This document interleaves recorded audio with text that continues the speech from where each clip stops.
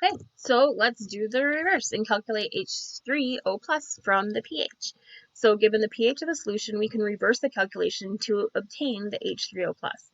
For whole number pH values, the negative pH value is the power of 10 in the H3 plus concentration.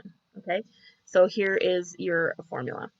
So for pH values that are not whole numbers, the calculation requires the use of the 10x key, which is usually the second function key on your calculator. Okay, so our key math skill is learning how to calculate the H3O plus from our pHs.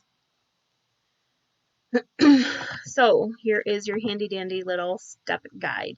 So we're going to state the given and needed quantities. Then we're going to enter the pH value into the inverse log equation and change the sign. Then we're going to adjust the sig figs. Okay, so determine the H3O plus for the solutions having the following pH values, 3 and 3.42. So pause me and come back. So for 3, what we'd end up doing is for the pH values of whole numbers, the H3O plus can be written as 1 times 10 to the negative pH. So the H3O plus would be 1 times 10 to the minus 3 molar. Okay. Then for 3.42, the pH values that are not whole numbers, then we need to do the whole step. So let's analyze the problem. We were given pH of 3.42. We need the H3O plus, and we know that the H3O plus is the equivalent of 10 to the minus pH. So you're going to punch this into your calculator,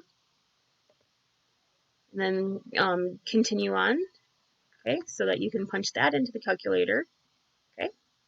And every calculator is slightly different, so hopefully this is working for your calculator. And then we're going to adjust the sig figs and the coefficient.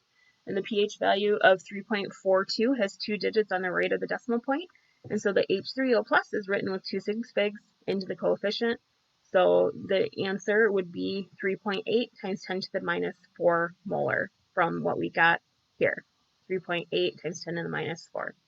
Okay, great. Great job.